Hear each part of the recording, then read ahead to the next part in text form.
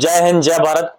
जैसा कि आप लोग को पता है, मैं लगातार प्रयास कर रहा हूं सहारा के मुद्दे पे बात करने पर। सहारा पे किसके क्या व्यू हैं, सहारा के बारे में कौन पत्रकार क्या सोचता है, किस तरह से बात करता है और उसका क्या मत है। सहारा गलत है या सरकार की कुछ गलत नीतियां हैं? किस कारण से आज जमाकर्ताओं का पैसा नहीं मिल पा रहा है, ग्राहकों का पैसा नहीं मिल पा रहा है? आज कार्यकर्ता बहुत बुरी तरीके से परेशान है। इसी संबंध में हमारे बिहार ऑफ यूथ, बिहार का बेटा मनीष कश्यप जी ने सहारा के पहले भी वीडियो बनाए हैं। उन्होंने अभी भी एक वीडियो बनाया, मैं कल सुन रहा था उनका वीडियो। तो उन्होंने भी वही जो बाकी पत्रकार या बाकी यूट्यूबर बात करते हैं कि सहारा ने स्कैम किया है।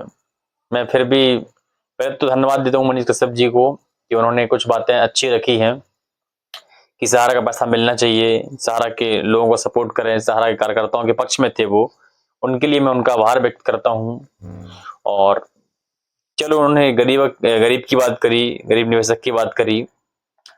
अच्छा लगा कि चलो कुछ मतलब जो देश का गरीब वर्ग है उसमें फंसा हुआ है, उन्होंने वो चीज भी अच्छी बोली।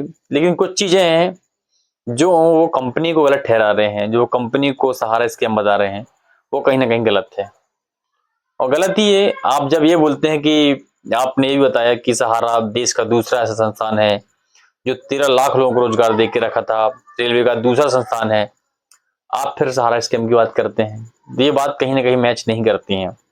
जैसे आपने बोला कि 1 करोड़ 70 लाख लोग हैं इसमें, वो भी गलत जानकारी। आपको जानकारी थोड़ी सही से लेनी थी कि सहारा के 10 करोड़ से अधिक ग्राहक हैं, ये लोकसभा में बताया गया है और रिकॉर्डेड भी है। तो आपको थोड़ा सा रिसर्च यहाँ पे ठीक करनी थी।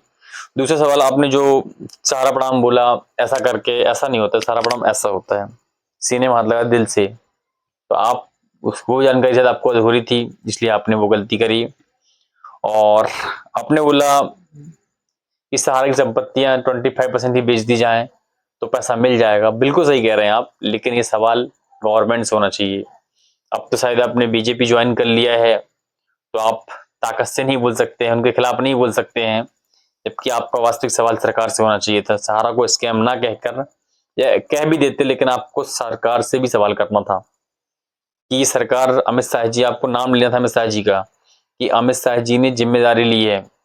पोर्टल में फोटो बनी है मोदी जी की और अमित शाह जी की, उन्होंने गारंटी ली थी, मोदी जी की गारंटी थी कि हम पैसा दिलाएंगे सहारा इंडिया का। आपको सवाल सरकार से करना चाहिए था, लेकिन अब आप भी वही हैं, आप बीजेपी चले गए हैं तो उनका विरोध तो कर नहीं सकते।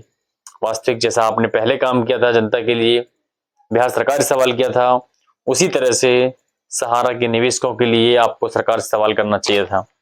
अगर आप वास्तविक हितैषी बन रहे हैं तो, अगर आपका उद्देश्य भी व्यूज पाना है, इन लोगों को लगना चाहिए कि आप सेवा कर रहे हैं, तो वो बात अलग है।